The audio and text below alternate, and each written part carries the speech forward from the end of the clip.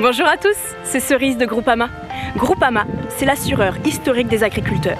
Alors pour mieux connaître leur travail et son évolution, je vais partir à travers toute la France pour rencontrer nos agriculteurs indispensables au monde.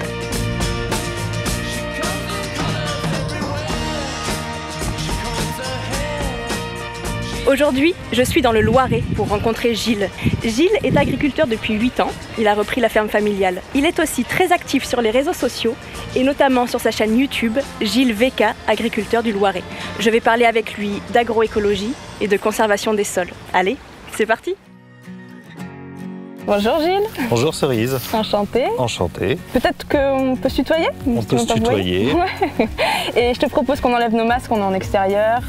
On a fait nos tests. Voilà, on s'est fait tester tous les deux, ce sera quand même plus sympathique. Moi je suis ravie de te rencontrer.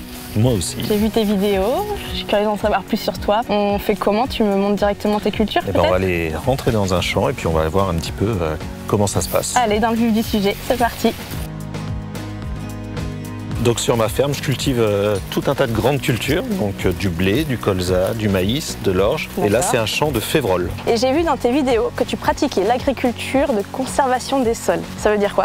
Alors l'agriculture de conservation des sols, en fait, c'est basé sur 3 piliers. On va limiter au maximum le travail du sol, donc essayer de semer en direct dans nos champs. Ça, c'est la première chose. Toujours couvrir nos sols. Et puis la troisième chose, c'est on va essayer d'allonger les rotations, donc faire un maximum de cultures différentes dans le champ. Ce champ-là, ça fait 4 ans que je l'ai petit à petit converti à l'agriculture de conservation. Donc ça fait 4 ans que j'ai pas travaillé ce sol, j'ai pas retourné, j'ai pas labouré, j'ai fait juste semer dans ce sol depuis 4 ans. Et donc du coup, ça permet qu'il y ait plus de vers de terre, c'est ça? Oui, tout à fait. En fait, ça permet de développer la vie du sol parce qu'on bouleverse beaucoup moins le sol. Et donc, en théorie, il y a beaucoup plus de vers de terre. Et on va essayer de découvrir ça. On va essayer de compter les vers de terre qu'il y a dans notre champ.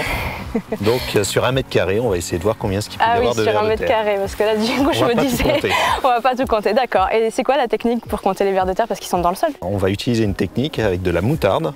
Les vers de terre sont irrités par la moutarde, donc ils vont sortir. On va arroser 1 mètre carré avec de l'eau et de la moutarde et ça va faire sortir les vers de terre et on va pouvoir les compter. Super, de l'eau et de la moutarde, c'est parti.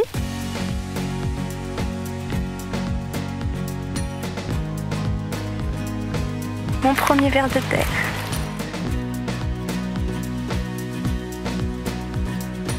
Il faut être vif.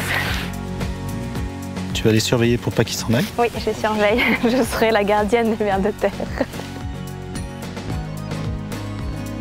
Alors là, on a combien de vers de terre, le comptage? Donc on a récupéré 40 vers de terre. Tu vois une différence sur une culture comme celle-ci, sur un autre champ par exemple, où tu ne pratiques pas cette manière-là? Est-ce qu'il y a une différence de comptage? Alors oui, j'ai fait des comptages là sur un autre champ en début de semaine. Alors les conditions étaient un peu meilleures. Sur un champ où il y avait du travail du sol, j'avais trouvé 22 vers de terre. En sachant que là en plus ils sont probablement pas tous, on en revoit encore d'autres ici. Oui. Là il y en a encore qui sortent, des retardataires. Là, il y en a 2 gros là qui sortent. Si on regarde le poids de ce qu'on a sorti juste avec la moutarde, il y avait 76 grammes. Mais ça veut dire que sur 1 hectare, sur 10 000 m², il y a 760 kg qui est en dessous le sol et qui va justement manger la matière organique, qui va réorganiser le sol. Donc la technique de conservation des sols a cet avantage, c'est favoriser cette biodiversité. Ça veut dire que les cultures sont meilleures, qu'il y a besoin de moins d'engrais? Plus on développera tous les champignons, les bactéries, les vers de terre, plus on réussira à faire un meilleur sol et à recréer du sol. Tu utilises donc du glyphosate, qui est une molécule qui est assez controversée. Enfin voilà, pourquoi? Est-ce que tu peux nous parler de ça? C'est une des contreparties de cette agriculture de conservation du sol. Comme on ne travaille plus le sol,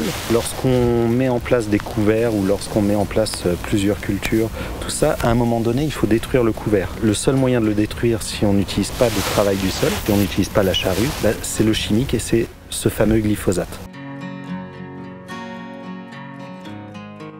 Tu as ta technique et tes convictions. Est-ce que c'est pour ça que tu as créé ta chaîne YouTube? Oui, c'est pour pouvoir expliquer simplement ce que je fais sur mon exploitation, sans intermédiaire, directement ceux qui veulent l'entendre, parce que globalement, je trouve qu'il n'y a pas assez d'agriculteurs qui parlent d'agriculture, c'est plutôt des personnes qui connaissent pas grand-chose à l'agriculture, qui parlent d'agriculture, et c'est un peu dommage. Donc c'est pour ça que j'avais créé cette chaîne YouTube. On voit que la partie nourriture, mais ils entretiennent le paysage, ils s'occupent de leur ferme, de leur sol. Ils réfléchissent beaucoup pour l'avenir, pour la conservation des sols, pour tout un tas de choses.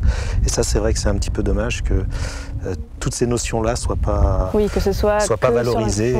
Et qu'est-ce qu'on peut te souhaiter du coup pour les prochaines années? De bonnes récoltes, bien évidemment, c'est mon métier de base.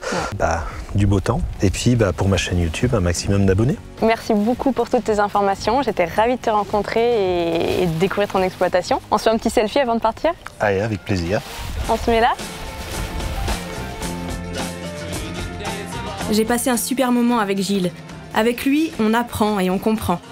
Pendant notre rencontre, il a aussi réalisé sa vidéo pour parler plus longuement de l'agriculture de conservation des sols. Alors si vous voulez plus d'infos sur le sujet, je vous invite à découvrir cette vidéo sur sa chaîne. Je vous dis à bientôt pour un nouvel épisode d'Indispensables agriculteurs.